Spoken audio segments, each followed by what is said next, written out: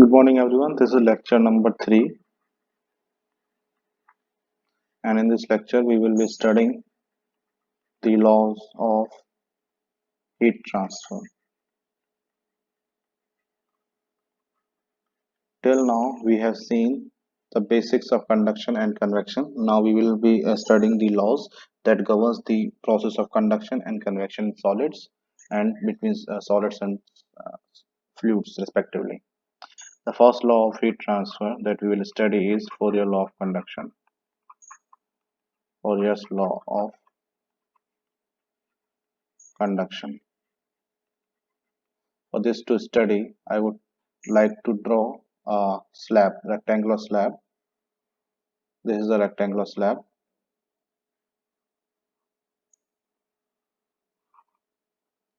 The left face of the slab is at temperature T1, and the right face of the slab is at temperature T2.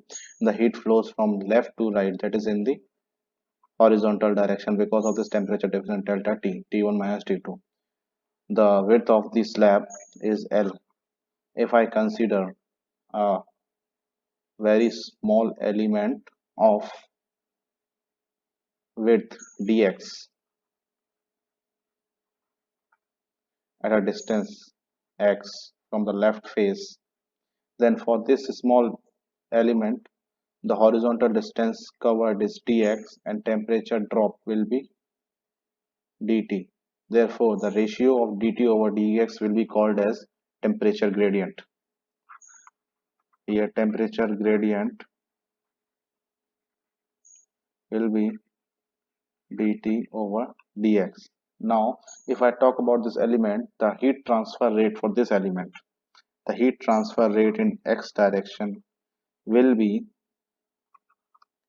directly proportional to the temperature gradient will be directly proportional to temperature gradient in x direction.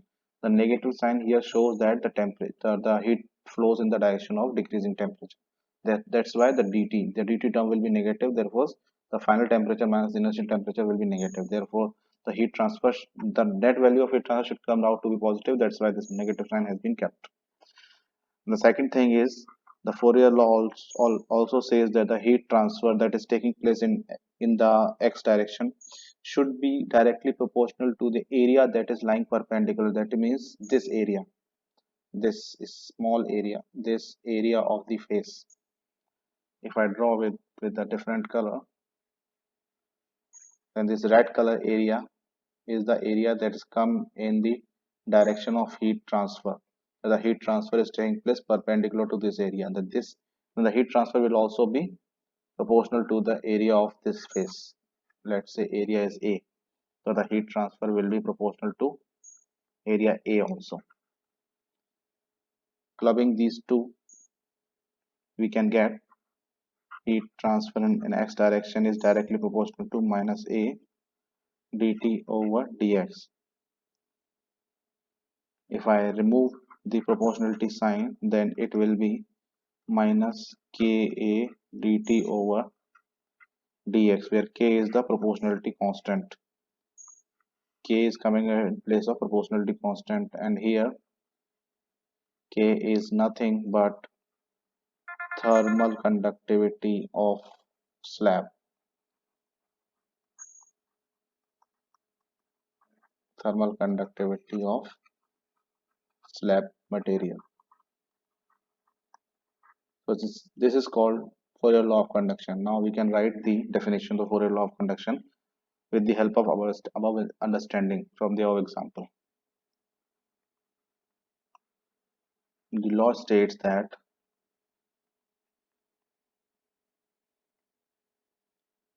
the rate of heat transfer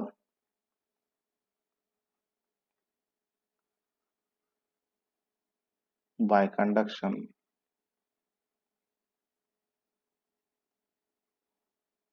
in a given direction is, now the main thing comes, directly proportional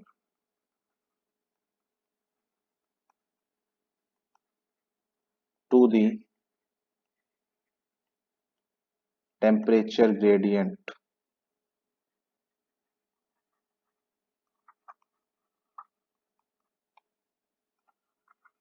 Temperature gradient along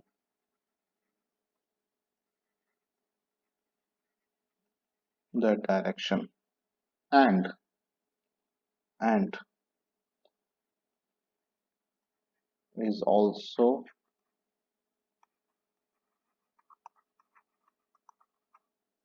proportional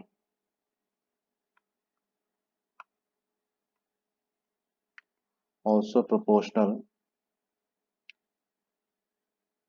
to the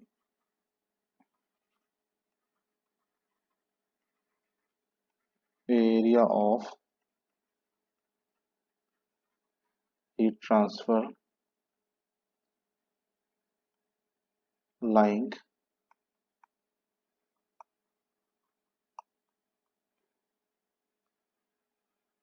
perpendicular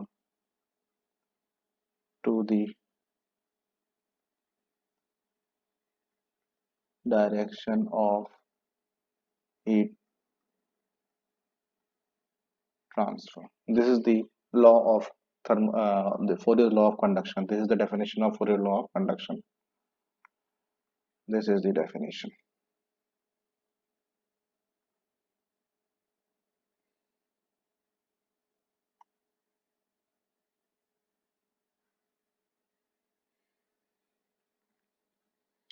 Moving on to the term negative sign. Negative sign here indicates that the heat always flows in the direction of decreasing temperature to satisfy the Clausius statement of second thermodynamics.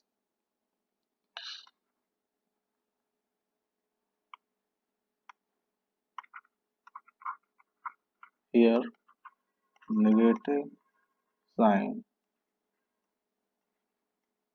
indicates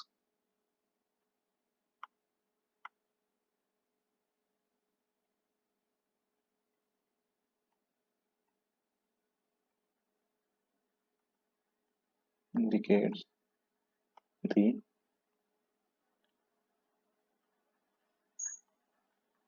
flow of heat in decreasing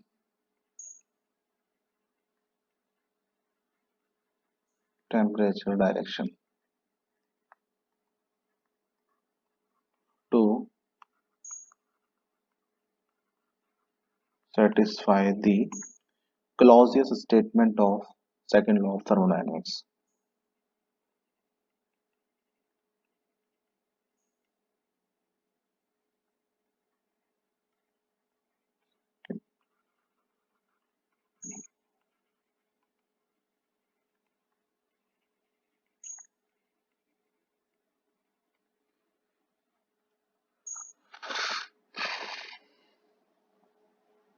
Now we are done with the Fourier law of conduction. The second law of we will be studying is Newton's law of cooling, and this is used for convection.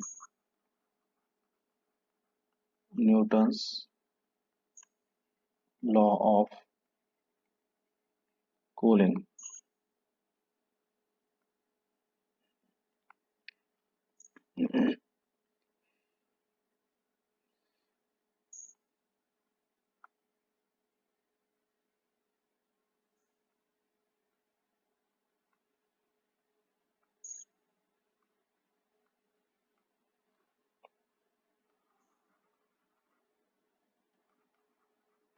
Newton's law of cooling कहता है Newton's law of cooling states that the rate of convection heat transfer rate of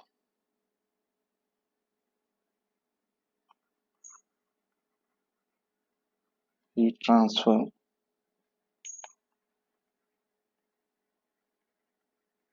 by convection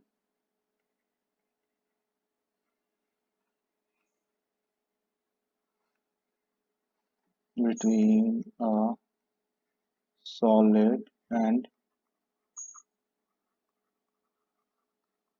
surrounding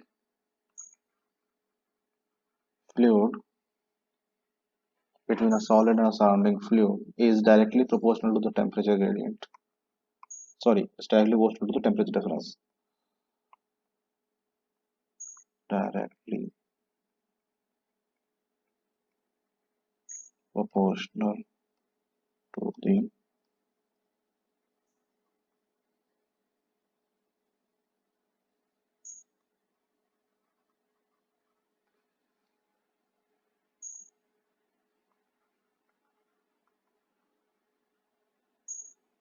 temperature difference between them,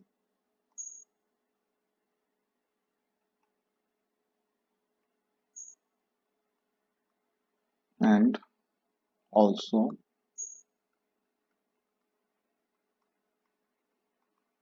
proportional to the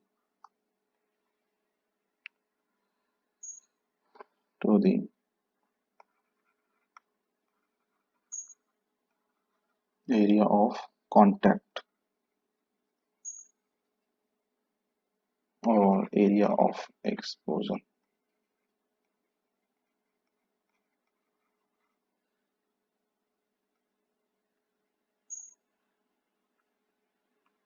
It says that if there is a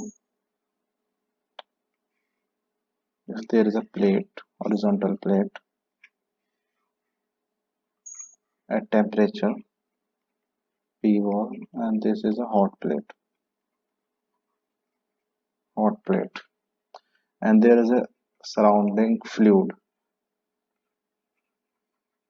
which is at temperature T infinity. Then the heat transfer will take place from hot plate to surrounding fluid. Let the area of the plate is A in meter square. Then the law says that the convection heat transfer is directly proportional to the temperature difference. Also, convection heat transfer is directly proportional to area. Therefore, this convection heat transfer is directly proportional to A into delta T. If we remove the proportionality sign, then the constant of proportionality comes HA delta T, and this delta T is nothing but world temperature minus free stream velocity. Free stream temperature of surrounding fluid. So this is the convection, Newton's law of convection. This is the relation for Newton's law of convection. H is convection heat transfer coefficient of convection heat transfer, or convection heat transfer coefficient.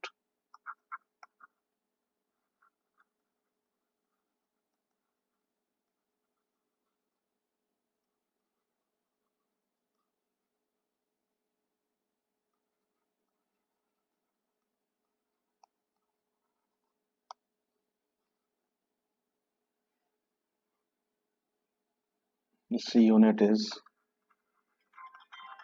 watt per meter square Kelvin.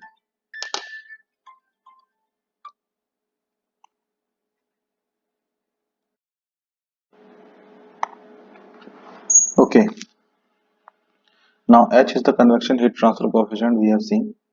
Now there is certain H is the constant of proportionality that we came across, that we came to know in convection, Newton's law of convection, and K is the thermal conductivity, or also it was the proportionality constant that we came across in Newton's law of cooling. Fourier's law of conduction. Now, if we talk about K conductivity is a property of material.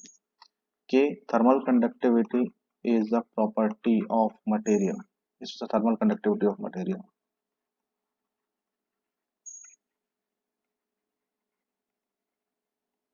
If we talk about the H, which is convection heat transfer coefficient,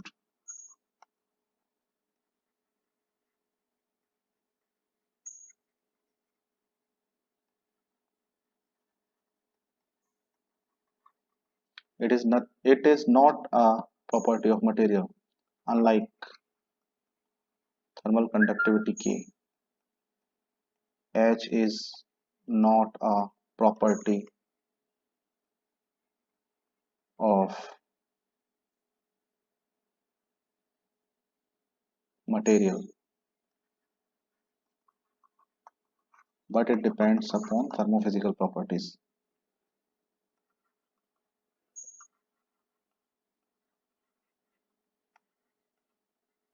Upon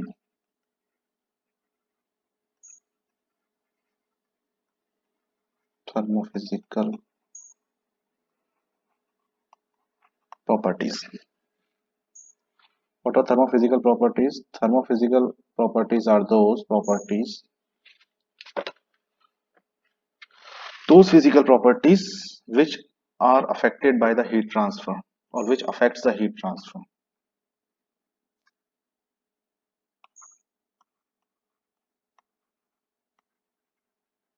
Out of those physical properties,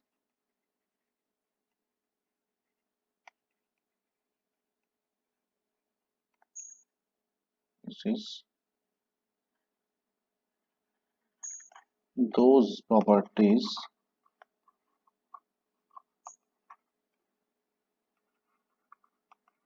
which affect the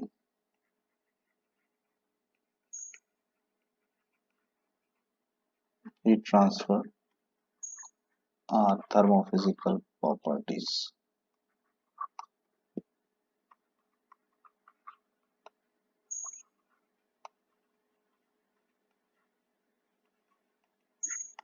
The example of there are four such properties that we will be studying in heat transfer.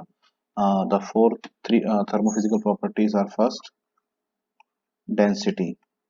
Its unit is kg per meter cube. Second is dynamic viscosity of fluid, Pascal. Second, this is also density of fluid. Third is the constant pressure specific heat of the fluid. Its unit is joule per kg Kelvin. And fourth one is thermal conductivity K. It is the property of material or thermal conductivity of fluid also.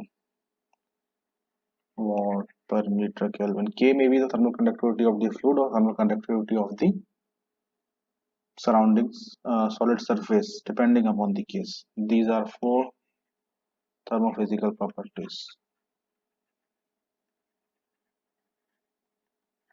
Physical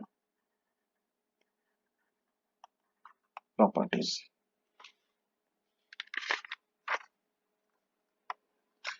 H depends upon these thermophysical properties. Since H is a convection heat transfer coefficient and convection is a uh, dependent upon whether the convection is caused by caused forcefully by an external agency or it is a free convection. Therefore, convection heat transfer coefficient will also depend upon the type of convection. If it is a forced convection, if it is a forced convection, in that case, convection heat transfer coefficient will depend upon the velocity of the fluid, characteristic dimension of the surface, density, dynamic viscosity, Cp, and K. These are the six factors on which the uh, convective heat transfer coefficient will depend. D is characteristic dimension.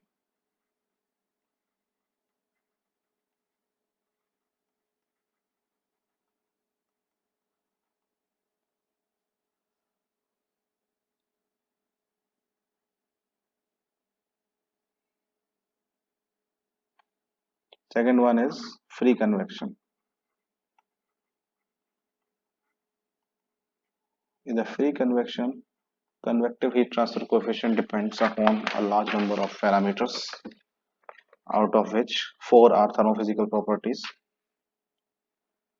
We can write H as a function of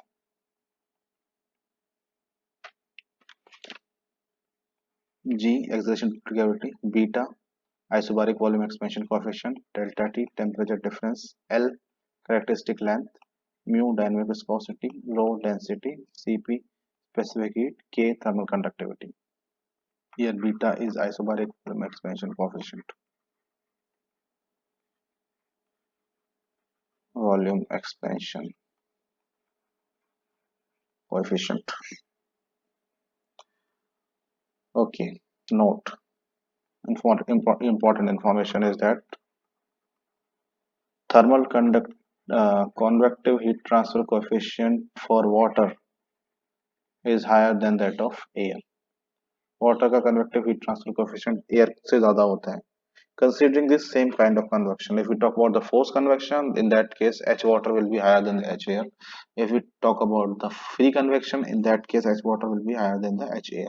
If we say that the convective heat transfer coefficient in free convection and convective heat transfer coefficient of air in forced convection, then there may be a variation. The above relation will not will not hold good.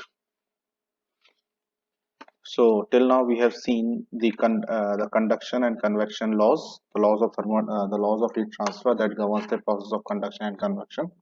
So that comes to the end of this lecture, lecture number 3. In the next lecture, we will see